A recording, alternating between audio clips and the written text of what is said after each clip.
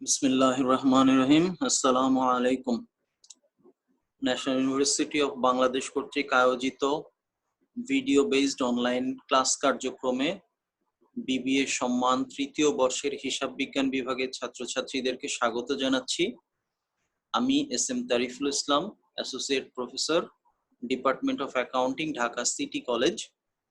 আমাদের আলোচনার ধারাবাহিকতায় আমার অংশ ছিল অ্যাডভান্সড অ্যাকাউন্টিং পার্ট 1 এবং এই কোর্সটির 10টি লেকচার আমরা ইতোমধ্যে সমাপ্ত করেছি, যেখানে 10ম লেকচারে আমাদের আলোচনার বিষয়বস্তু ছিল accounting changes and error analysis, এবং আমরা বলেছিলাম এটি IAS 8 অনুযায়ী পরিচালিত হয় বা নির্দেশনাগুলি অনুসরণ করা হয়। এবং আমরা আজ আছি 11তম লেকচারে, এটিও অ্যাকাউন্টিং চেঞ্জ অ্যান্ড এররের উপর একটি আলোচনা, যেখানে আমরা অ্যাকাউন্টিং চেঞ্জ নিয়ে আলোচনা করব। এরর নিয়ে এবং চেঞ্জ নিয়ে আলোচনাটা আমাদের অব্যাহত আছে, তো আমরা এখানে আলোচনাটা করছি চেঞ্জ নিয়ে এর আগে, এবং চেঞ্জ নিয়ে আলোচনার ক্ষেত্রে আমরা বলেছিলাম মেথডের পরিবর্তনের যে প্রভাবটা আর্থিক বিবরণীতে পড়ে সেটি নিয়ে আজকে চেঞ্জের দ্বিতীয় অংশের আলোচনাতে আমরা থাকবো। তো এই আলোচনায় সকল ছাত্রছাত্রীদেরকে স্বাগত জানাচ্ছি। এখানে আমাদের প্রথম আলোচনার যে বিষয় পরিবর্তনের প্রভাবটা কোথায়, আমরা বলছি পরিবর্তনের প্রভাবটা দুই প্রকার হতে পারে। একটি হচ্ছে ডিরেক্ট চেঞ্জ, একটা হচ্ছে ডিরেক্ট ইফেক্ট, এবং আরেকটি হচ্ছে ইনডাইরেক্ট ইফেক্ট। ডাইরেক্ট ইফেক্টটা হচ্ছে কি, যখন আমাদের কোনো পরিবর্তনের প্রভাব আমাদের বিগত বছরের মুনাফা বা ক্ষতির উপর প্রভাব সৃষ্টি করে, চলতি বছরের মুনাফা ক্ষতির উপর প্রভাব সৃষ্টি করে। অর্থাৎ সোজা কথায় মুনাফা যদি নেট মুনাফা যদি প্রভাবিত হয় তখন আমরা সেটাকে বলবো ডিরেক্ট ইফেক্ট, আর যদি নেট মুনাফা প্রভাবিত না হয় তাহলে আমরা সেটিকে বলবো ইনডাইরেক্ট ইফেক্ট। পার্থক্যটা বোঝানোর জন্য বলতে পারি, যেমনটা আমাদের 10ম লেকচারে ছিল, আমরা দেখেছি যে কমপ্লিটেড কন্ট্রাক্ট মেথড থেকে পার্সেন্টেজ অফ কমপ্লিশন মেথডে যাবার কারণে একটা প্রতিষ্ঠানের বার্ষিক প্রফিটের পরিমাণ বিভিন্ন ভাবে পরিবর্তিত হয়েছে। যেমন আমরা সর্বশেষ দেখেছিলাম 2012 সালের যে মুনাফা ছিল সেটিও প্রায় 6000 টাকা ইনক্রিজ করছে। এই যে মুনাফার পরিবর্তন যখন প্রভাবিত হচ্ছে তখন এটাকে আমরা বলবো ডাইরেক্ট ইফেক্ট। কিন্তু যদি একটি উদাহরণ দিতে যে আমি এমন একটা কথা বলেছিলাম যে মজুরি, পণ্যের উৎপাদন মজুরিকে যদি আমি বেতন হিসাবে ডেবিট করে ফেলি, এটা ভুল, সার্টেনলি ভুল, কিন্তু এই ভুলের ফলে কিন্তু আমাদের নিট মুনাফার পরিমাণ প্রভাবিত হবে না। গ্রস প্রফিট কম বেশি হতে পারে। আমি যখন মজুরিকে কস্ট অফ গুডস সোল্ড এর অন্তর্ভুক্ত না করে অপারেটিং এক্সপেন্সের অন্তর্ভুক্ত করব, সার্টেনলি গ্রস প্রফিটের পরিমাণ কম হবে, ফলে গ্রস প্রফিটের পরিমাণ বেড়ে যাবে। যেহেতু কস্ট অফ গুডস সোল্ড এর পরিমাণ কমে যাচ্ছে, গ্রস প্রফিট বেড়ে যাবে। কিন্তু ওই অংশ থেকে খরচটাকে যখন আমি অপারেটিং এক্সপেন্সের মধ্যে অন্তর্ভুক্ত করছি তখন আলটিমেটলি কি হচ্ছে, নেট প্রফিটের পরিমাণ যা ছিল তাই থাকছে। এই যে নেট প্রফিটের উপর কোনো পরিবর্তন পড়লো না, এটাকে আমরা বলছি ইনডাইরেক্ট ইফেক্ট। তো চেঞ্জ ইন এস্টিমেটস আমরা আলোচনা করেছিলাম। এস্টিমেটেড চেঞ্জ, আমরা অ্যাসেটের ইউজফুল লাইফের এস্টিমেট চেঞ্জ নিয়ে দু একটা উদাহরণ দিয়েছিলাম। এছাড়াও আর কি কি পরিবর্তন আসতে পারে এস্টিমেটে সেগুলি আসছে, যেমন আনকালেক্টেবল অ্যাকাউন্ট রিসিভেবল। আমি যতটুকু অনুমান করছিলাম আমার ব্যাড ডেটস হতে পারে, অ্যাকচুয়ালি ব্যাড ডেটস এর পরিমাণ তার চেয়ে বেশি হয়ে যাচ্ছে বা কম হতে পারে বলে আমি যদি অনুমান করি, দ্যাট ইজ পার্সেন্টেজ অফ অ্যালাউন্সটা যদি আমার ইনক্রিজ বা ডিক্রিজ করে। দেন নেক্সট আমার আসছে ইনভেন্টরি অবসোলসেন্স, অর্থাৎ আমার যে মজুদ পণ্য আছে কাঁচামালের, তার কিছু অংশ দীর্ঘদিন অব্যবহৃত অবস্থায় পড়ে থাকার ফলে এটা কাজের অযোগ্য হয়ে যেতে পারে, কাজে লাগানোর মতো সুযোগ আর এখানে নাও থাকতে পারে। এরকম যদি ঘটে আমরা সেটাকে বলছি ইনভেন্টরি অবসোলসেন্স। তো এখানেও প্রতিষ্ঠানে একটা পূর্বানুমান থাকে যে আমি যে পরিমাণ পণ্য মজুদ রাখি তার মধ্যে 1% বা 2% হয়তো ব্যবহারের অযোগ্য হয়ে যেতে পারে, কিন্তু হুট করে দেখা গেল যে এই পার্সেন্টেজটা বেড়ে যাচ্ছে বা কমে যাচ্ছে। এরকম যদি ঘটে, দেন আমরা বলছি useful lifes and service value of asset, আমাদের ব্যবহৃত উদাহরণ। দেন আমাদের আসছে periods benefited by deferred cost. For example, আমরা খরচকে ডেফার করার যে শর্ত আছে সেটা হচ্ছে কোনো একটা কস্ট থেকে যখন আমার একাধিক বছরে বেনিফিট পাওয়ার সুযোগ আছে, তখন আমরা কি করব, তখন আমরা সেই কস্টটাকে ডেফার করব, এক বছরের খরচকে আমরা পরবর্তী বছরে সেটাকে স্থানান্তর করে ফেলবো। তো যদি দেখা যায় যে আমার শুরুতে অনুমান ছিল যে এই কস্ট দিয়ে, যেমন ফর একটা এক্সাম্পল, যে আমরা একটা বিজ্ঞাপন নির্মাণ করলাম 1 কোটি টাকা খরচ করে, এবং আমি আশা করছি যে এই বিজ্ঞাপনটা আমি 2 বছর ধরে অন এয়ার দেখাতে পারবো বিভিন্ন চ্যানেলে। বাট 2 বছরেও যে দেখলাম যে না, বিজ্ঞাপনটা এখনো পর্যন্ত মানুষের কাছে গ্রহণযোগ্যতা আছে, তাহলে আমি এটাকে আরো একটা বছর বাড়তি এটাকে ব্যবহার করার সুযোগ পাচ্ছি। এটাকে আমরা বলছি ডেফার্ড কস্টের বেনিফিটে যখন পরিবর্তন হচ্ছে। তারপর আমরা বলছি liabilities for warranty cost and income tax. আমার ওয়ারেন্টি বাবদ কত টাকা খরচ করতে হবে তার একটা অনুমান আমাদের থাকে, সেই অনুমানে যদি পরিবর্তন হয়, বা ইনকাম ট্যাক্সের উপর যদি ইনকাম ট্যাক্সের পার্সেন্টেজ হঠাৎ করে গভর্নমেন্ট হয়তো ইনকাম ট্যাক্সে কিছু ছাড় দিয়ে ফেললো, অর্থাৎ ইনকাম ট্যাক্সের রেট হ্রাস করলো অথবা ইনক্রিজ করলো, বৃদ্ধি করে দিল, এমন যদি ঘটে, বা আমার যে ধারণা ছিল ইনকাম ট্যাক্স রিলেটেড যে ওয়ারেন্টি কস্ট বা আদার কস্টের কারণে সমস্ত খরচ যোগ বিয়োগ করে সম্ভাব্য মুনাফা এই পরিমাণ হতে পারে এবং তার উপর আমার 40% ট্যাক্স পে করতে হবে, বাট আমি বাস্তবে যে দেখলাম কিছু খরচের পরিমাণ আমার যে আনুমানিক খরচ ছিল তার চেয়ে কম করতে পারছে, সার্টেনলি তখন ইনকাম ট্যাক্স কিন্তু প্রভাবিত হবে। তারপর আমরা বলছি রিকভারেবল মিনারেল রিজার্ভ, অর্থাৎ ফর এক্সাম্পল খনিজ সম্পদের ক্ষেত্রে প্রযোজ্য, যে আমরা ধারণা করছি যে আমার বাংলাদেশের গ্যাস কূপ, কোনো একটা পার্টিকুলার গ্যাস কূপে 1 ট্রিলিয়ন ঘনফুট গ্যাস আছে, আমরা গ্যাস উত্তোলন করছি, ভোগ করছি, এরপর দেখা গেল কি যে না, আমি অনুমান করছিলাম 1 ট্রিলিয়ন ঘনফুট, কিন্তু সেখানে আমরা দেখছি যে না, আরো আমাদের 1.2 ট্রিলিয়ন ঘনফুট, অর্থাৎ বাড়তি আরো 0.2 ট্রিলিয়ন ঘনফুট গ্যাস আমরা রিজার্ভ বাড়তি পাচ্ছি। তার মানে কি, অর্থাৎ আমার উত্তোলনযোগ্য গ্যাসের পরিমাণ আগের চেয়ে এখন আমার আরো বেশি হয়ে যাচ্ছে। এবং ডেপ্রিসিয়েশন মেথডে যদি পরিবর্তন হয়, এইগুলোকে আমরা বলছি চেঞ্জেস ইন এস্টিমেটস। তো এগুলাকে আমরা কিভাবে দেখাবো সেটা আমাদের আসছে একটা গাণিতিক উদাহরণ দিয়ে। আমরা বলেছিলাম আমাদের লাস্ট লেকচারের আলোচনার বিষয় ছিল আমাদের যে আমরা কিভাবে আমরা থিওরিটিক্যাল বিষয়গুলো দেখাবো। আমরা বলেছিলাম আমাদের 11th লেকচারের মূল বিষয়বস্তু থাকবে হচ্ছে কিছু গাণিতিক আলোচনা, এবং সেগুলাই আমরা এখানে দেখার বা বোঝার চেষ্টা করছি। আমরা এখানে দেখি বলা হচ্ছে two illustrate underwriters incorporation purchase for টাকা 3 lakh a building that is originally estimated to have a useful life of 15 years and no salvage value। আমরা দেখছি যে তার কস্ট হচ্ছে 3 লক্ষ টাকা, ব্যবহারযোগ্য আয়ুষ্কাল হচ্ছে 15 ইয়ার্স, স্যালভেজ ভ্যালু 0, এবং এই এস্টিমেটের উপর ভিত্তি করে তারা রেকর্ড করে যাচ্ছে 5 বছর ডেপ্রিসিয়েশন স্ট্রেট লাইন মেথডে। 2012 সালে এসে তারা দেখছে যে তাদের এস্টিমেটটাকে তারা রিভাইজ করছে এবং নাও তারা কনসিডার করছে যে টোটাল লাইফ হয়ে যাবে 25 বছর, অর্থাৎ যেটা ছিল কিনা 15 বছর সেই স্কুল লাইফ এখন বৃদ্ধি পেয়ে হয়ে যাচ্ছে 25 বছর। তাহলে আমাদের কি পরিবর্তনটা আসবে?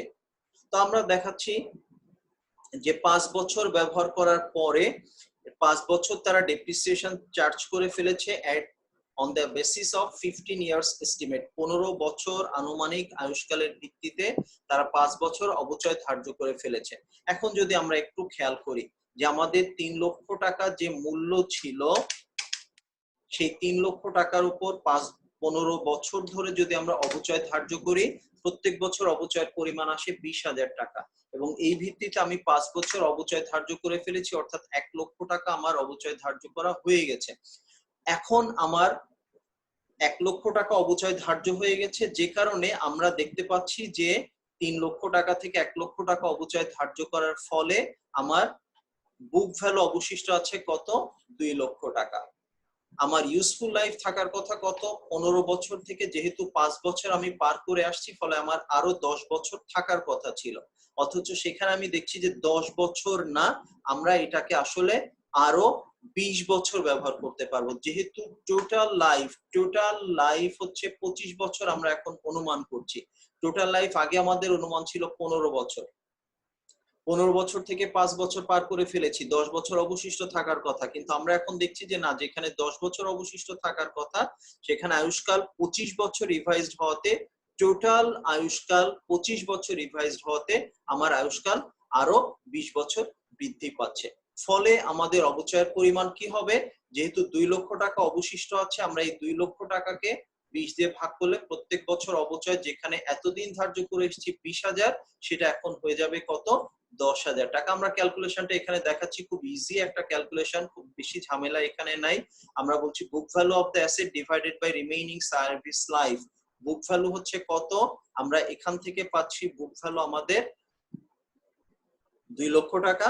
দেন আমরা পাচ্ছি যে নতুন এস্টিমেট অনুযায়ী আমাদের 25 বছর এবং 5 বছর পার করে ফেলেছি, ফলে 25 থেকে 5 বাদ দিলে আমরা দেখছি 20 বছর আয়ুষ্কাল অবশিষ্ট আছে, এবং এই ভিত্তিতে অবচয় ধার্য করলে বার্ষিক অবচয় হয়ে যাবে আমাদের 10,000 টাকা। এটা হচ্ছে কি চেঞ্জ ইন এস্টিমেট, অনুমানের পরিবর্তন।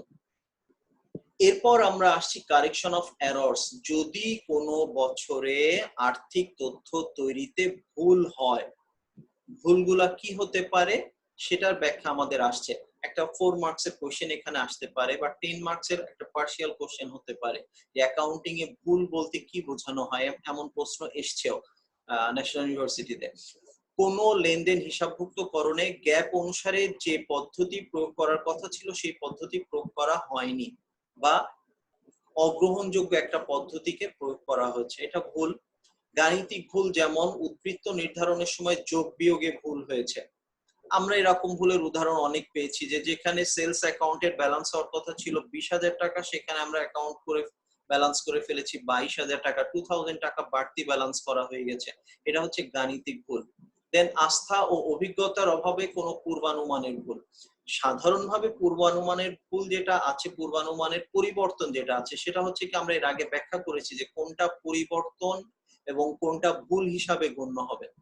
পরিবর্তনের বিষয়টা হচ্ছে যদি দেখা যায় যে প্রযুক্তিগত কারণে বা ব্যবহারযোগ্যতার কারণে আমার আয়ুষ্কালে কোনো পরিবর্তন আসছে, সেটা এস্টিমেটের পরিবর্তন। আর অভিজ্ঞতার কারণে আমার যেখানে বোঝা উচিত ছিল যে এটা ব্যবহার করা যাবে 15 বছর, আমি সেখানে অনুমান করলাম যে না 20 বছর ব্যবহার করতে পারবো, বা কম অনুমান করে ফেললাম। এটা হচ্ছে কি অভিজ্ঞতার অভাবে আমরা যখন অনুমানটা ভুল করে ফেলছি, সেটাও ভুল হিসাবে গণ্য হবে, সেটা কিন্তু পরিবর্তন হিসাবে গণ্য হবে না। বাদ পড়ার ভুল বা উপেক্ষার ভুল, যেমন কোনো আয় বা ব্যয়ের বিলম্বিতকরণ, আমার অ্যাডভার্টাইজমেন্ট ডেফার করার কথা ছিল, আমরা ডেফার করি নাই, এটা হচ্ছে কি বাদ পড়ে গেছে ডেফার করতে গিয়ে। দেন কোন ভুলের প্রয়োগ, যেমন অবচয় নির্ধারণে সম্পত্তির ভগ্নাবশেষ মূল্য গণনার অন্তর্ভুক্ত করা না হলে। আমরা জানি যে যে কোনো ভাবেই হোক অবচয় ধার্য করতে গেলে কোনো না কোনো ভাবে স্যালভেজ ভ্যালুটাকে অ্যাসেটের কস্ট প্রাইস থেকে বাদ দিতে হয়, কিন্তু আমরা দেখলাম যে কোনো একটা সম্পত্তির অবচয় যার কস্ট প্রাইস ছিল 1,20,000 টাকা, স্যালভেজ ভ্যালু 20,000 টাকা, দ্যাট ইজ ডেপ্রিসিয়েবল ভ্যালু 1 লক্ষ টাকা, ইউজফুল লাইফ 10 বছর। 1 লক্ষ টাকা থেকে 10 বছর দিয়ে ভাগ করে বার্ষিক অবচয় আসার কথা ছিল 10,000 টাকা, কিন্তু আমার অ্যাকাউন্টেন্ট কি করলেন, তিনি ইউজফুল লাইফ থেকে তিনি কস্ট প্রাইস 1,20,000 থেকে স্যালভেজ ভ্যালু 20,000 টাকা বিয়োগ করেন নাই, যে কারণে তার ডেপ্রিসিয়েবল ভ্যালু যেখানে 1 লক্ষ টাকা হওয়ার কথা, সেখানে তিনি ডেপ্রিসিয়েবল ভ্যালু পুরা কস্ট প্রাইস 1,20,000 টাকাকে ধরে ফেলছেন, এবং সেটাকে 10 দিয়ে ভাগ করার ফলে অবচয়ের পরিমাণ আসছে বছরে আমাদের 12,000 টাকা, যেটা কিনা হওয়ার কথা ছিল 10,000 টাকা। এটাকে আমরা বলছি হচ্ছে কি বিষয়ের প্রয়োগের ভুল। অবচয় নির্ধারণের ক্ষেত্রে আমরা ভগ্নাবশেষ মূল্যকেই বাদ দিয়ে ফেলছি, অর্থাৎ প্রয়োগে ভুল হয়ে যাচ্ছে, আমরা ওই একটা সার্টেন অ্যামাউন্ট অঙ্কের মধ্যে ব্যবহার করি নাই। ভুল শ্রেণী বিভাগ, যেমন কোন প্রদানকে খরচ হিসাবে দেখানোর কথা থাকলেও তাকে সম্পত্তি হিসাবে দেখানো হয়েছে, যেটাকে আমরা এর আগে এরর অফ প্রিন্সিপালস বা নীতিগত ভুল বলে এসেছি, যে মুনাফা জাতীয় খরচকে মূলধন জাতীয় খরচ দেখানো, মূলধন জাতীয় ব্যয়কে মুনাফা জাতীয় খরচ দেখানো, এটাকে আমরা বলতে পারছি শ্রেণী বিভাগের ভুল। তো এখানে আমাদের ভুলের তালিকাগুলো কিছু আছে, আমরা এটাকে আর এত বেশি গুরুত্ব দিচ্ছি না আপাতত, আমরা দেখি গাণিতিক প্রয়োগটা কি আছে। এখানে আমরা দেখতে পাচ্ছি ইন 2013 সালে bookkeeper of Selectro company discovered an error in 2012, তারা দেখছে যে কোম্পানি ফেল টু রেকর্ড টাকা 10,000 of depreciation expense. Depreciation expense কে তারা হিসাবভুক্ত করে নাই। নতুন একটা বিল্ডিং, এবং নতুন বিল্ডিংটা তাদের গণনার বাইরে থেকে গেছিল হয়তো, যে কারণে তারা অবচয়টা ধার্য করে নাই। এখন এই অ্যাসেটটা তাদের ব্যক্তিগত মালিকানাধীন, নিজেদের মালিকানাধীন বলা আছে। Company currently included the depreciation in it's tax return and currently reported its income tax payable. The form following present the income tax statement of 2012 starting with income before depreciation and expense with and without error. অর্থাৎ ভুল হওয়ার ফলে কি হয়েছে, ভুল না হলে কি হতো। ভুল যদি না হইতো তার মানে সেটা সঠিক। উইদাউট এরর মানে কি, উইদাউট এরর বলতে আমরা বুঝাচ্ছি এটা কারেক্ট একটা প্র্যাকটিস, এটা আমাদের জন্য, এটা আমাদের কারেক্ট প্র্যাকটিস উইদাউট এরর। আর উইথ এরর মানে এটা ভুল প্র্যাকটিস। তো আমাদের ইনকাম বিফোর ডেপ্রিসিয়েশন এক্সপেন্স আমাদের ছিল for example profit before depreciation 1 লক্ষ টাকা, উইথ এররও 1 লক্ষ টাকা। সেখান থেকে ডেপ্রিসিয়েশন বাদ দেওয়া দরকার ছিল 20,000 টাকা, যাতে করে profit after depreciation before tax আমাদের আসতো 80,000 টাকা, যার উপর 40% ট্যাক্স বাদ দিলে আমাদের নেট ইনকাম আসার কথা ছিল 48,000 টাকা। কিন্তু ভুল করার ফলে কি হয়েছে, ভুল করার ফলে আমার প্রফিট বিফোর ডেপ্রিসিয়েশনটা প্রফিট আফটার ডেপ্রিসিয়েশন হয়ে গেছে। আমি তার উপর 40% ট্যাক্স 40,000 টাকা ধরে ফেলছি, ফলে আমার রিপোর্টেড নেট ইনকাম হয়ে গেছে কত, 60,000 টাকা। অর্থাৎ 20,000 টাকার উপরে আমরা আমাদের আরেকটা বিষয় এখানে নিয়ে আসা হয়েছে ডিফার্ড ইনকাম ট্যাক্সের বিষয়টা। যাও, তো এখানে এখানে আমরা যেটা দেখতে পাচ্ছি সেটা হচ্ছে যে ডেপ্রিসিয়েশনটা শুধু বাদ না দেওয়ার কারণে আমার প্রথম বছরে অর্থাৎ যে বছরে ভুল হয়েছে সেখানে আমার প্রফিটের পরিমাণ, নেট প্রফিটের পরিমাণ 60,000 টাকা হয়ে গেছে, হুইচ শুড হ্যাভ বিন টাকা 48,000, যেটা হওয়ার কথা ছিল 48,000 সেটা হয়ে গেছে 60,000। 12,000 টাকা বেড়ে গেছে কিভাবে, 20,000 টাকা তার উপর 40% ট্যাক্স 8,000 বাদ দিলে 12,000 টাকা বাড়তি প্রফিট আমার দেখানো হয়ে গেছে। এখন আমরা যাব যেটাকে কিভাবে সংশোধন করা যায়, সেটা আমরা আসছি এবার। এই যে এন্ট্রি আমরা দিব সেটা হচ্ছে ডেপ্রিসিয়েশন দেওয়া উচিত ছিল, depreciation debit, accumulated depreciation credit, এই এন্ট্রিটা হওয়ার কথা ছিল, কিন্তু এই এন্ট্রিটা তারা করে নাই। যেখানে ট্যাক্স হওয়ার কথা ছিল আমাদের 32,000 টাকা, আমাদের সরি যেখানে ট্যাক্স হওয়ার কথা ছিল 32,000 সেখানে আমরা ট্যাক্স ধার্য করে ফেলেছি 40,000। ডিফার্ড লায়াবিলিটি দ্যাট ইজ 8,000 টাকা আমরা বাড়তি ট্যাক্স পে করে ফেলেছি। ডিফার্ড ট্যাক্স, ট্যাক্সটাকে রিকভার করার সুযোগ আছে, এটাকে চলতি বছরে পেইড ট্যাক্সটাকে অ্যাডভান্স ট্যাক্স হিসাবে এটাকে আমরা পরবর্তী বছরে রিকভার করতে পারি, ডিফার্ড ট্যাক্স হিসাবে যেটা গণ্য হবে। এই ভুলের প্রভাবটা কি হয়েছে, ভুলের প্রভাবে ডেপ্রিসিয়েশন কম দেখানো হয়েছে, ট্যাক্সের পরিমাণ বেশি দেখানো হয়েছে, ফলে নেট মুনাফার পরিমাণ 12,000 টাকা বেশি হয়েছে। যেমনটা আমরা এখানে দেখছিলাম যে হওয়ার কথা ছিল 48,000 সেটা হয়ে গেছে 60,000, 12,000 টাকা বেশি হয়ে গেছে।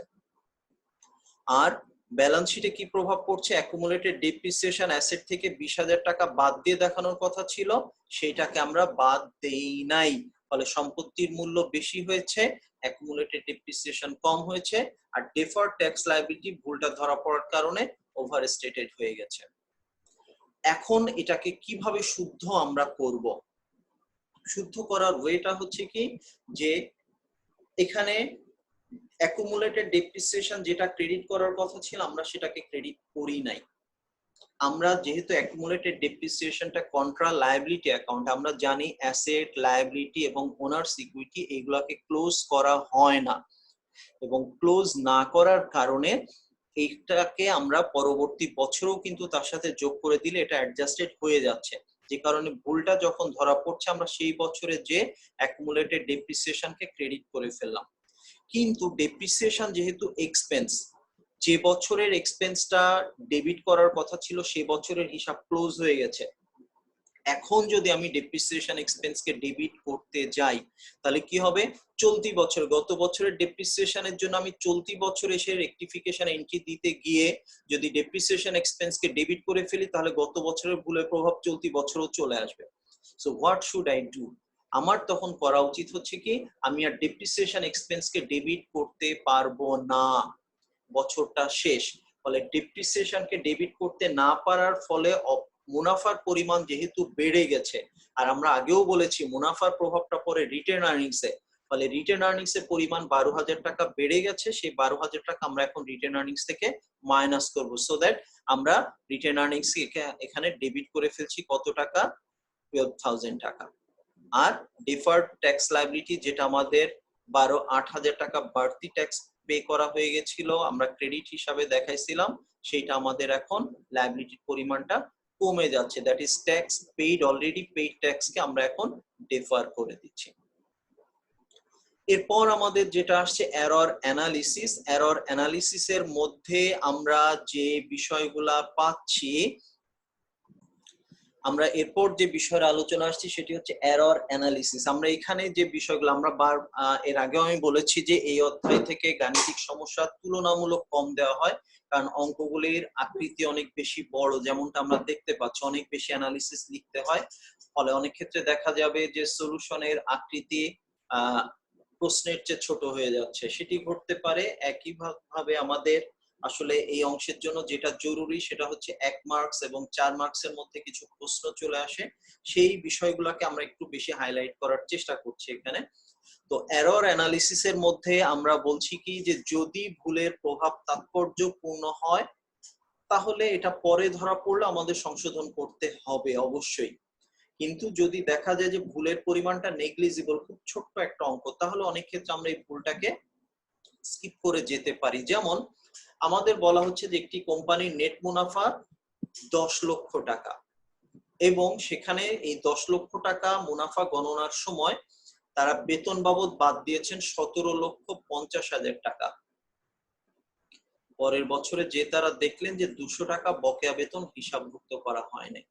আমরা যদি একটু দেখি যে এই বেতন 17,50,000 জায়গায় এটা হওয়া উচিত ছিল 17,50,200 টাকা, এবং তাতে করে মুনাফার পরিমাণ কি হতো, 9,99,800 টাকা হতে পারতো আমাদের মুনাফার পরিমাণ, অর্থাৎ খুব সামান্য একটা প্রভাব পড়ে। 10 লক্ষ টাকার মধ্যে 200 টাকা বাড়তি দেখানো, এটাকে আমরা বলছি যে তাৎপর্যহীন একটি ভুল, ফলে এটা সংশোধন করা কোম্পানির জন্য বাধ্যতামূলক না। তাহলে তাৎপর্যহীন ভুল বলতে কি বোঝায় বা কোন ধরনের ভুল আমরা প্রতিবেদনে সংশোধন করব না, একটা প্রশ্ন। দেন আমাদের আসছে যে ভুল কোথায় প্রভাব বিস্তার করে। ভুল প্রভাব বিস্তার করতে পারে ব্যালেন্স শিটে। ব্যালেন্স শিটে প্রভাব বিস্তার বলতে কি বোঝাচ্ছি, আমার একটা অ্যাসেটকে প্ল্যান্ট অ্যাসেট হিসাবে দেখানোর কথা, সেটাকে আমি স্টক বা ইনভেন্টরি হিসাবে দেখাচ্ছি, বড় ধরনের ভুল। এক্ষেত্রে আমার করণীয় কি, এক্ষেত্রে আমাকে যেটা করতে হবে সেটা হচ্ছে ভুলটা ধরা পড়ার পরে ওই ভুলটাকে তো অবশ্যই সংশোধন করব, অর্থাৎ যেটাকে কিনা ইনভেন্টরি হিসাবে দেখানো হয়েছে সেই টাকাকে ইনভেন্টরি থেকে মাইনাস করে আমি আমার প্ল্যান্ট অ্যাসেটের সাথে যোগ করব, ফার্স্ট কাজ। দেন নেক্সট কাজ যেটা, সেটা হচ্ছে যে আমাকে যে বছর থেকে ভুলটা হয়েছে, যেহেতু আর্থিক অবস্থার বিবরণী বা ব্যালেন্স শিট কম্পারেটিভলি প্রেজেন্ট করতে হয়, ফলে আগের বছরগুলোতে এই প্রভাবটা যেহেতু পড়ছে, প্রত্যেকটা বছরের তথ্যেই যে বছর থেকে ভুল হয়ে আসছে সেই সবকটি বছরের তথ্যে আমাদেরকে সংশোধন করতে হবে এবং তা পুনঃস্থাপন করতে হবে। নেক্সট আমাদের আসছে income statement error. Income statement error বলতে কি বোঝাচ্ছি, এটার আমরা উদাহরণ আমি অলরেডি দিয়ে ফেলেছি। একটা খাতের খরচকে আরেকটা খাতে দেখাচ্ছি, আলটিমেট প্রভাব কিন্তু থাকছে না। যে আমরা যেমনটা বললাম, মজুরিকে বেতন হিসাবে দেখানোর ফলে গ্রস প্রফিট কম বেশি হচ্ছে, কিন্তু নেট প্রফিটের উপর কোনো প্রভাব পড়ছে না। যে কারণে এই ধরনের ভুলের কোনো প্রভাব উদ্বৃত্ত পত্র বা নিট মুনাফায় পড়ছে না, তাই এগুলি যে বছরের ভুল সে বছরে ধরা না পড়লে তাকে আমরা আর সংশোধন করি না।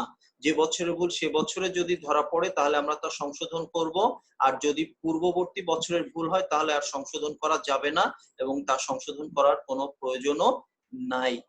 কেন? কারণ এই শ্রেণীবিন্যাসের ভুলের প্রভাবটা আর্থিক ফলাফলের উপর কোনো প্রভাব রাখে না। দেন কিছু ভুল আছে যে ভুলের প্রভাব ব্যালেন্স শিট এবং ইনকাম স্টেটমেন্ট দুই জায়গায় পড়তে পারে। যেমন বেতন বাবদ টাকা বকেয়া আছে 1 লক্ষ টাকা, যেমনি আমার নিট মুনাফার পরিমাণ বেশি হয়ে গেছে, 1 লক্ষ টাকা বেতন বকেয়া আছে হিসাবভুক্ত করি নাই, তার মানে বেতন 1 লক্ষ টাকা কম লেখা হয়েছে, মুনাফা 1 লক্ষ টাকা বেশি হয়ে গেছে। এক্ষেত্রে আমার করণীয় কি, এক্ষেত্রে আমার যেটি করণীয় সেটি হচ্ছে যে আমরা বেতন যেহেতু হিসাবভুক্ত হয় নাই, মুনাফা বেড়ে গেছে, আর বকেয়া বেতনকে হিসাবভুক্ত না করার কারণে দায়ের পরিমাণও কমে গেছে, মুনাফা বেড়ে গেছে, দায়ের পরিমাণ কমে গেছে। ফলে এই ধরনের ভুলকে কিন্তু আমাদের সংশোধন করা ছাড়া কোনো উপায় নাই। এবং এই ধরনের ভুলকে দুইটা ভাগে আবার ভাগ করা হয়। একটা হচ্ছে কাউন্টার ব্যালেন্সিং এরর, অর্থাৎ এই যে ভুল, যে সকল ভুলের প্রভাব ব্যালেন্স শিট এবং ইনকাম স্টেটমেন্ট উভয় জায়গায় পড়ে আসতে পারে। এখানে 3 রকম প্রশ্ন আমাদের আছে। কোন ভুল ব্যালেন্স শিট এবং ইনকাম স্টেটমেন্ট দুই জায়গায় প্রভাবিত করতে পারে? 1 2 কাউন্টার ব্যালেন্সিং এরর কি, নন কাউন্টার ব্যালেন্সিং এরর কি? আমরা সবগুলোর আলোচনা কিন্তু একটি পয়েন্টের মাধ্যমে সমাধান করার চেষ্টা করছি। তো প্রথমেই যেটি বললাম যে 1 লক্ষ টাকা বেতন বকেয়া, তার মানে আমার খরচ কম হয়েছে, মুনাফা বেড়ে গেছে 1 লক্ষ টাকা, দায়ের পরিমাণ আবার 1 লক্ষ টাকা কমে গেছে, কারণ বকেয়া বেতনকে দায়ের মধ্যে দেখানো হয়নি। এই ধরনের ভুলকে ওয়েগেন কাইসো কিমেল, আমাদের খুব জনপ্রিয় একটি বই, সেখানে এই ধরনের ভুলকে দুইটা ভাগে ভাগ করা হচ্ছে। একটা হচ্ছে কাউন্টার ব্যালেন্সিং এরর, আর একটি হচ্ছে non counter balancing error. Counter balancing error বলতে বোঝানো হয় যে ভুলটা কম্পেনসেট হয়ে যায়, আমরা যেটাকে বাংলায় পরিপূরক ভুল বলতাম, অর্থাৎ একটি ভুল আরেকটা ভুল দ্বারা পূরণ হয়ে যাচ্ছে। আর আরেকটা হচ্ছে নন কাউন্টার ব্যালেন্সিং এরর, অর্থাৎ যে ভুলটার প্রভাব থেকেই যাচ্ছে, ভুলটা পূরণ হয় নাই।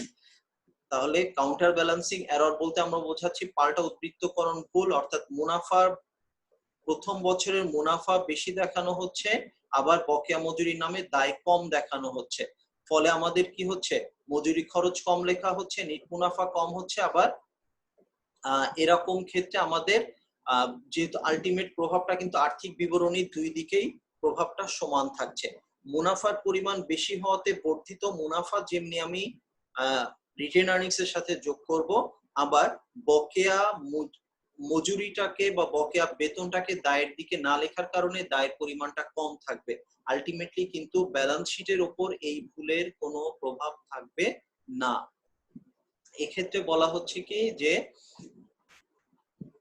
দুইটা বছর যদি একসাথে চিন্তা করা যায় এক্ষেত্রে, তাহলে কি হবে, 2 বছরের সমন্বিত প্রভাবে আমরা দেখছি যে এই ভুলের কোনো প্রভাব আর থাকছে না। কারণ গত বছরের বকেয়া মজুরি যখন চলতি বছরে পরিশোধ করছি, তখন আর এটাকে দায় হিসাবে দেখানোর দরকার নেই, আর খরচের উপরেও কোনো প্রভাব থাকছে না। আর নন কাউন্টার ব্যালেন্সিং এরর বলতে আমরা বোঝাচ্ছি কি যে আমাদের অটোমেটিক্যালি স্বয়ংক্রিয়ভাবে যে ভুলটা আর সংশোধন হচ্ছে না, তাকে পাল্টা উদ্বৃত্ত বিহীন ভুল বা নন কাউন্টার ব্যালেন্সিং এরর আমরা বলে অভিহিত করছি। যেমন এখানে যদি আমরা একটা উদাহরণ খেয়াল করি, বলা হচ্ছে যে কোনো সম্পত্তির আয়ুষ্কাল 5 বছর, 1 লক্ষ টাকায় কেনা একটা সম্পত্তি, আয়ুষ্কাল 5 বছর, আমি এটাকে সম্পত্তি হিসাবে না দেখায় খরচ হিসাবে দেখায় ফেললাম। ফলাফলটা কি হলো, আমার সম্পত্তির দিকে যে 1 লক্ষ টাকা কম দেখানো হলো, খরচের পরিমাণ 1 লক্ষ টাকা বেশি দেখানো হলো। এই ভুলটা, এবং সম্পত্তির আয়ুষ্কাল যদি 5 বছর হয়, তাহলে এই ভুলটা অটোমেটিক্যালি সংশোধন হতে কতদিন লাগবে? 5 বছর লাগবে। কারণ যে খরচটা, যে ব্যয়টাকে 5 বছর ধরে খরচ দেখানোর কথা ছিল, সেই খরচটাকে আমি 1 বছরের মধ্যে খরচ হিসাবে দেখাই ফেলছি। ফলে ভুলের প্রভাবটা 5টা বছরের মধ্যে প্রভাব সৃষ্টি করছে। এবং যেহেতু এক্ষেত্রে কাইসোর সংজ্ঞা অনুযায়ী, কাইসো যেমনি বলছেন, কাইসো কিমেল, যে ভুলটা 2 বছরের মধ্যে স্বয়ংক্রিয়ভাবে সংশোধন হয়ে যায়, আমরা বলছি ভুলটা একটা ভুল আর একটা ভুল দ্বারা কম্পেনসেট হয়ে যায়। আবার ভুলটা যদি 2 বছরের মধ্যে সংশোধিত হয়ে যায়, তাহলে সেটাকে বলা হচ্ছে কাউন্টার ব্যালেন্সিং এরর। আর যদি 2টা বছরের মধ্যে স্বয়ংক্রিয়ভাবে সংশোধিত না হয়, তাহলে সেটিকে আমরা বলবো নন কাউন্টার ব্যালেন্সিং এরর। কেন? এটি 2 বছরের বেশি সময়। আমরা ভুল সংশোধন সংক্রান্ত একটি গাণিতিক সমস্যার সমাধানের মাধ্যমে এই অধ্যায়ের আলোচনা শেষ করব। তো আমরা সেই উদ্দেশ্যে এখানে দেখতে পাচ্ছি যে অঙ্কটি আমাদের দেওয়া আছে, বলা হচ্ছে a partial trial balance of Dickinson Corporation is as follows on December 31st, 2012, যেখানে তাদের আমরা কিছু আইটেম এখানে পাচ্ছি ট্রায়াল ব্যালেন্সের মধ্যে। সাপ্লাইজ আছে 2500 টাকা, স্যালারি এন্ড ওয়েজেস পেয়েবল আছে 1500 টাকা, interest receivable 5100, prepaid insurance 90000, unearned রেন্টের কোনো ব্যালেন্স নাই, ইন্টারেস্ট পেয়েবল এখানে দেওয়া আছে 15000 টাকা। দেন আমাদের কিছু অ্যাডিশনাল ইনফরমেশন দেওয়া আছে, সেই অ্যাডিশনাল ইনফরমেশন গুলা হচ্ছে যে ভুলগুলার কথা বলা আছে। প্রথম আছে physical count of supplies on hand on December 31 টাকা, ডিসেম্বর 31 2012 টোটাল টাকা 1100, দ্যাট ইজ এই আইটেমটা হিসাবভুক্ত হয় নাই। এখানে সাপ্লাইজ যেটা আছে 2500 টাকা, তার মধ্যে 1100 সাপ্লাইজ অ্যাকচুয়ালি হাতে আছে। দ্যাট ইজ আমরা এখানে যে টাকাটা সাপ্লাইজ বাবদ দেখাচ্ছি 2500 টাকা, which is more than actual supplies inventory. Then next আছে through oversight, overlook করে যাওয়ার কারণে salaries wages payable account was not changed during 2012, accrued salaries and wages on December 31st amounted to টাকা 4400, যদিও আমরা এখানে দেখাচ্ছি outstanding 1500, but it should actually have been টাকা 4400, that is এখানে একটা কারেকশন তাদের লাগবে। Interest receivable was also left unchanged, অর্থাৎ একটা ইনভেস্টমেন্টের উপর একটা ইন্টারেস্ট বকেয়া ছিল 4350 টাকা, সেটাকে হিসাবভুক্ত করা হয়নি। Unexpired portion of insurance policy total টাকা 65000, দ্যাট ইজ প্রিপেইড ইন্স্যুরেন্সের মধ্যে 65000 টাকা আনএক্সপায়ার্ড থাকার কথা ছিল, যেটা আছে আমাদের 90000 টাকা। Then next আমাদের আছে 24000 was received on January 1 2012 for rent of a building both 2012 এবং 13, entire amount was credited to rent revenue, যদিও 2400 টাকা আমরা পেয়েছিলাম as liability, but আমরা এটাকে ক্রেডিট করছি as revenue। 2 বছরের জন্য প্রাপ্ত টাকাকে আমরা 1 বছরেই আয় হিসাবে দেখে ফেলছি এবং খেয়েও ফেলছি। Depreciation for the year was erroneously recorded as টাকা 5000 rather than correct figure of টাকা 50000, depreciation এর পরিমাণ যেখানে হওয়ার কথা ছিল 50000 সেটাকে লেখা হয়েছে কত 5000 টাকা। এটা এখানে দেখানো হয় নাই, বাট আমরা বুঝতে পারছি এটা এখানে স্টেটমেন্ট দিয়ে বলে দেওয়া আছে। Next আসছে for the review of depreciation calculation of prior years revealed that depreciation 7200 was not recorded, বিগত বছরেও depreciation হিসাবভুক্ত করা হয়নি। Now what we need to do is assuming the books have not been closed, এমন অঙ্কই কিন্তু জাতীয় বিশ্ববিদ্যালয়ে এসেছে, এই অধ্যায় থেকে এই ধরনের অঙ্কই এসেছে, সুতরাং এই একটা অঙ্ক দেখলে আমার মনে হয় এই অধ্যায়ের অঙ্কগুলো সমাধান করা যাবে, আর বাকি গাণিতিক সমস্যাগুলো আমরা এমনি প্রত্যেকটা আলোচনার সময় বোঝানোর চেষ্টা করেছি। যাই হোক, বলা হচ্ছে যে books have not been closed, that is closing entries were not given, so you are asked to give the adjusting entries, that is ভুলগুলা ধরা পড়ছে আর্থিক বিবরণী ফাইনান্সিয়াল স্টেটমেন্টস তৈরির আগে, ক্লোজিং এন্ট্রি দেওয়ার আগে যদি ধরা পড়ে তখন আমরা এটাকে কিভাবে সংশোধন করব, আর যদি ক্লোজ করা হয়ে যায় থাকে তখন আমরা এটাকে কিভাবে সংশোধন করব। তো ফার্স্ট আমাদের আসছে বিফোর ক্লোজিং। বিফোর ক্লোজিং আমাদের প্রথম আইটেমটা ছিল ফিজিক্যাল কাউন্ট অফ সাপ্লাইজ, দেখাচ্ছে যেখানে 1100 টাকা, সেখানে ট্রায়াল ব্যালেন্সের সাপ্লাইজ আছে 2500 টাকা। এই 2500 কে we need to turn it down to টাকা 1100, that is supplies should have been decreased by টাকা 1400 টাকা কমাতে হবে। সো সাপ্লাইজ কে যদি কমাতে যাই, supplies should be credited supplies on hand and debit should be supplies expense 1400 টাকা। দেন নেক্সট আমাদের আসছে কি যে ওয়েজেস পেয়েবল এর পরিমাণ হওয়া উচিত ছিল 4400 টাকা, আমরা এখানে দেখতে পাচ্ছি ওয়েজেস এক্সপেন্স বাবদ আছে হচ্ছে আমাদের অঙ্কে কত 1500, অর্থাৎ ওয়েজেস পেয়েবল যেখানে আছে 1500, আমাদেরকে এটা কি করতে হবে, we need to grow it up to টাকা 4400, that is যেটা হওয়ার কথা ছিল 4400 সেটাকে এন্ট্রি করা হয়েছে 1500, 2900 টাকা এন্ট্রি করা হয়নি, দ্যাট ইজ স্যালারি পেয়েবল বাবদ আরো ক্রেডিট হবে 2900 টাকা। ডেবিট করব কাকে, salaries and wages expense debit হয়ে যাবে, salaries and wages payable credit হবে। এই যে আমরা এখানে এই আলোচনায় পরে আসছি। দেন নেক্সট আমাদের আসছে 3 নম্বর আইটেমে ইন্টারেস্ট রিসিভেবল আনচেঞ্জড হয়েছে এবং accrued interest on investment amounts two টাকা 4350। আমাদের যেখানে হওয়ার কথা অ্যাক্রুড ইন্টারেস্ট 4350, সেখানে আমরা ইন্টারেস্ট রিসিভেবল লিখেছি 5100। তার মানে ইন্টারেস্ট রিসিভেবল এর পরিমাণ আমাদের 5100 থেকে কমিয়ে 4350 করতে হবে। দেয়ারফর ইন্টারেস্ট রিসিভেবল কে আমাদের করতে হবে ক্রেডিট। আমরা ইন্টারেস্ট রিসিভেবল কে ক্রেডিট করছি, ডেবিট করব কাকে? সার্টেনলি ইন্টারেস্ট রেভিনিউ কে, কারণ ইন্টারেস্ট রিসিভেবল এর সাথে অ্যাসোসিয়েটেড আইটেম হচ্ছে ইন্টারেস্ট রেভিনিউ। সুতরাং রিসিভেবল যদি কমে তাহলে রেভিনিউ কে অবশ্যই, রিসিভেবল যখন কমে যাচ্ছে তখন রেভিনিউ কেও কমাতে হবে, আর রিসিভেবল যদি বৃদ্ধি পায় তখন রেভিনিউ বৃদ্ধি পাবে। তো এখানে যেহেতু রিসিভেবল কে কমাইতে বলছে, সার্টেনলি রেভিনিউ কে আমরা কমাবো। কত টাকা কমাবো? ব্যালেন্স দেখানো হচ্ছে 5100, we need to turn it down to টাকা 4400, এটাকে 5100 থেকে কমিয়ে 4400 টাকা বানাতে হবে। নেক্সট আমাদের আসছে প্রিপেইড ইন্স্যুরেন্স। প্রিপেইড ইন্স্যুরেন্সের পরিমাণ আমাদের এখানে দেওয়া আছে 90000 টাকা, যেটা অ্যাকচুয়ালি হওয়ার কথা 65000 টাকা। তার মানে প্রিপেইড ইন্স্যুরেন্স কে 65000 টাকায় নিতে গেলে 25000 টাকা আমাদের প্রিপেইড ইন্স্যুরেন্স কমাতে হবে। আমরা প্রিপেইড ইন্স্যুরেন্স 25000 টাকা কমালাম। ঠিক যেভাবে বলছিলাম রিসিভেবল বা রেভিনিউর কথা, সেভাবেই আসছে এখানে যে ইন্স্যুরেন্স এক্সপেন্স, আমরা যদি প্রিপেইড ইন্স্যুরেন্স কে কমাতে চাই তাহলে ইন্স্যুরেন্স এক্সপেন্স কে আমাদের বাড়াইতে হবে। প্রিপেইড ইন্স্যুরেন্স অ্যাসেট হিসাবে যেটা আছে 90000, সেটা হয়ে যাবে 65000, দ্যাট ইজ 25000 টাকা প্রিপেইড ইন্স্যুরেন্স থেকে মাইনাস করব, মানে ক্রেডিট করব। ডেবিট করব কাকে? ইন্স্যুরেন্স এক্সপেন্স কে, আমরা যেমনটা এখানে দেখতে পাচ্ছি।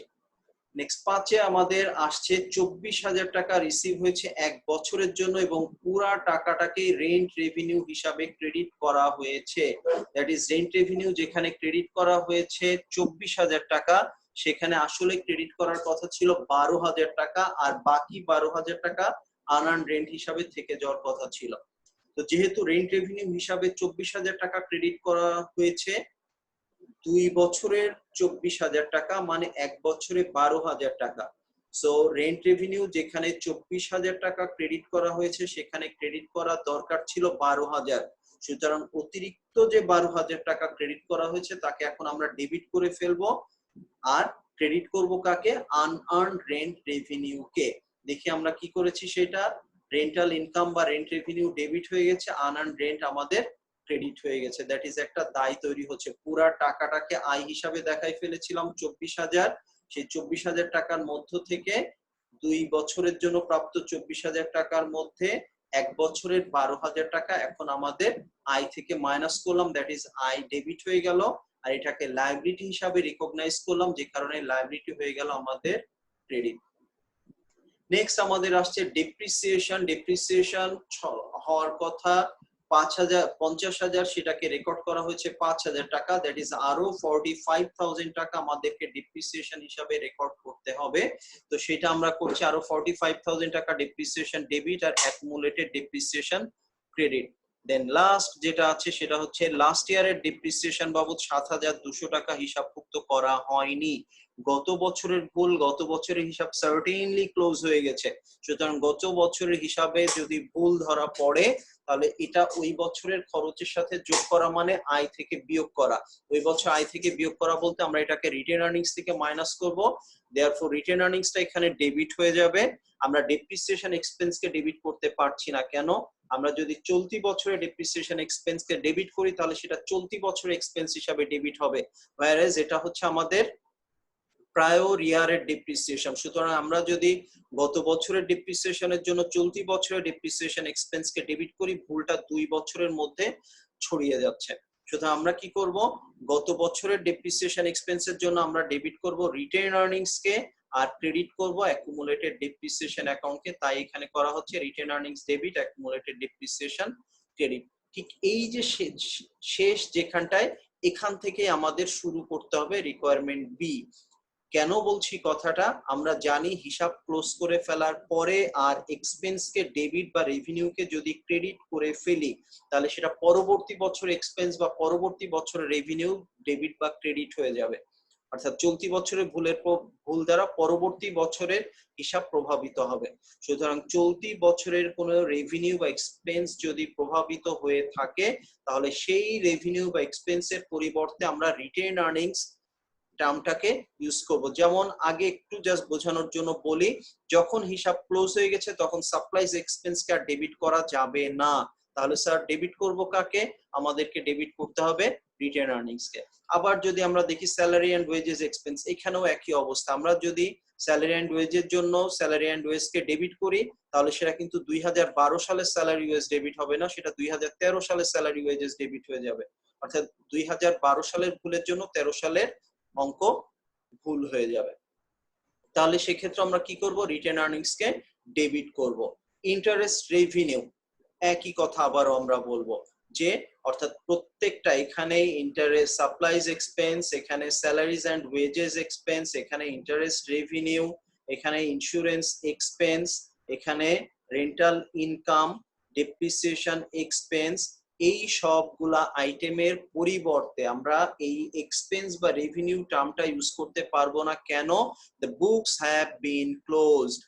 Being the books have been closed, therefore we have got no option to debit or credit any expense. Expense বা রেভিনিউকে ক্রেডিট করা যাবে না। তাহলে ইনস্টিড অফ দ্যাট আমাদেরকে কি করতে হবে? রেভিনিউ বা এক্সপেন্স যেখানে রেভিনিউ যেখানে ডেবিট হওয়ার কথা সেখানে আমরা রিটেন আর্নিংস কে ডেবিট করব। এক্সপেন্স যেখানে ডেবিট হওয়ার কথা সেখানে এক্সপেন্সের পরিবর্তে আমরা রিটেন আর্নিংস কে ডেবিট করব। আবার যেখানে রেভিনিউ ক্রেডিট হওয়ার কথা সেখানে রেভিনিউর পরিবর্তে আমরা রিটেন আর্নিংস কে ক্রেডিট করব। এবং সেটি আমরা এখানে দেখতে পাচ্ছি। দেখা যাক, এই যে সাপ্লাইজ এর পরিবর্তে আমরা এখানে রিটেন আর্নিংস কে ডেবিট করছি। সাপ্লাইজ এর পরিবর্তে আমরা এখানে রিটেন আর্নিংস কে ডেবিট করছি। সাপ্লাইজ এর পরিবর্তে দেন আমাদের আসছে দ্বিতীয়টাতে ছিল salary and wages expense debit, তার পরিবর্তে আমরা রিটেন আর্নিংস কে ডেবিট করছি। কিন্তু এগেইনস্টে যে সাপ্লাইজ অন হ্যান্ড, আমরা জানি সাপ্লাইজ অন হ্যান্ড হচ্ছে পার্মানেন্ট অ্যাকাউন্ট, অ্যাসেট অ্যাকাউন্ট, এগুলাকে ক্লোজ করা হয় না। ফলে এগুলাকে যদি আমরা ডেবিট বা ক্রেডিটে রাখি তাহলে আলটিমেট প্রভাবটা সেই অ্যাসেট এবং লায়াবিলিটির উপরে থাকছে। এক্ষেত্রে আর কোনো সমস্যা হচ্ছে না। দ্যাট ইজ যেটা বোঝার বিষয় সেটা হচ্ছে এক্সপেন্স বা রেভিনিউ এর পরিবর্তে শুধু রিটেন আর্নিংস টার্ম আসবে, কিন্তু অ্যাসেট বা লায়াবিলিটিস যেভাবে আছে সেভাবেই থেকে যাবে। সেইভাবে আমরা দেখছি ইন্টারেস্ট রেভিনিউ যেখানে ডেবিট হওয়ার কথা ছিল সেখানে ইন্টারেস্ট রেভিনিউ এর পরিবর্তে আমরা ডেবিট করছি রিটেন আর্নিংস কে। পক্ষান্তরে ইন্টারেস্ট রিসিভেবল যেটা ক্রেডিট ছিল সেটাকে আমরা ক্রেডিট হিসাবেই রেখে দিচ্ছি। এরপর আমরা পাচ্ছি ইন্স্যুরেন্স এক্সপেন্স যেখানে ডেবিট ছিল, এখানে যদি আমরা খেয়াল করি ইন্স্যুরেন্স এক্সপেন্সের পরিবর্তে তাহলে ডেবিট হয়ে যাবে রিটেন আর্নিংস। ক্রেডিট কি হবে? যা ক্রেডিট ছিল তাই ক্রেডিট হয়ে যাবে। সুতরাং আমরা এখানে কি লিখছি? Written earnings debit. আর যে প্রিপেড ইন্স্যুরেন্স এখানে ক্রেডিট ছিল সেটাকে আমরা কিন্তু এখানেও ক্রেডিট রাখতে পারছি। দেন আমাদের আসছে rental income debit, unearned rent credit. এখানে রেন্টাল ইনকামটা যেহেতু রেভিনিউ আইটেম, রেন্টাল ইনকামের পরিবর্তে আমাদের আসবে written earnings, unearned rent revenue থেকে যাবে, তাই হচ্ছে এখানে। তারপর আমাদের ডেপ্রিসিয়েশন এক্সপেন্স, অ্যাকুমুলেটেড ডেপ্রিসিয়েশন, এখানে ডেপ্রিসিয়েশন এক্সপেন্স যেহেতু রেভিনিউ আইটেম ফলে এটার পরিবর্তে আমরা রিটেন আর্নিংস কে ডেবিট করছি। পক্ষান্তরে accumulated depreciation contra asset, asset বা লায়াবিলিটিস নেচারের মধ্যে পড়ে, যে কারণে সেটা লিখতে আমাদের কোনো সমস্যা নাই। আর সর্বশেষ যেটা আছে বিগত বছরের ভুল, এবং বিগত বছরের ভুল আমি বলেছিলাম শেষ থেকে শুরু করব। এটাই আমাদের বোঝার জন্য আসলে যথেষ্ট ছিল যে যেখানে আমরা গত বছরের ভুল সংশোধন করতে যে সেখানে তাদের ডেপ্রিসিয়েশন এক্সপেন্সের পরিবর্তে রিটেন আর্নিংস কে লিখেছি। সেই কারণেই চলতি বছরের হিসাবও যেহেতু ক্লোজ হয়ে গেছে ফলে চলতি বছরের আয় বা খরচের জন্যও আমরা কি করব? আমাদের রিটেন আর্নিংস অ্যাকাউন্টকে যথাক্রমে প্রয়োজন অনুযায়ী ডেবিট বা ক্রেডিট করব। প্রিয় শিক্ষার্থীরা, এই ছিল আমাদের অ্যাডভান্সড অ্যাকাউন্টিং পার্ট 1 এর অধ্যায় নম্বর 5, যেটি কিনা আমাদের ছিল accounting changes and error analysis IAS 8 অনুযায়ী, যেটার হিসাবভুক্তকরণ বা নিষ্পত্তিকরণের কাজটি করার নির্দেশনা আছে। সেই সংক্রান্ত পাঠদান আমরা শেষ করলাম এবং অ্যাডভান্সড অ্যাকাউন্টিং 1 এর 11 নম্বর লেকচার আমরা এখানে শেষ করছি। আমাদের পরবর্তী টপিক এই অ্যাডভান্সড অ্যাকাউন্টিং কোর্সের ষষ্ঠ অধ্যায়, অধ্যায় নম্বর 6, যেটি আছে অ্যাকাউন্টিং ফর অপারেটিং সেগমেন্টস। ওইটি দিয়ে আসলে আমাদের আলোচনা শেষ হবে, কারণ ইতোমধ্যে আমরা আমাদের যে 7th চ্যাপ্টার যেটি আছে অ্যাকাউন্টিং রিলেটেড টু ব্যাংক্রাপসি, এটি আমাদের তৃতীয় লেকচারে আমরা শেষ করেছিলাম।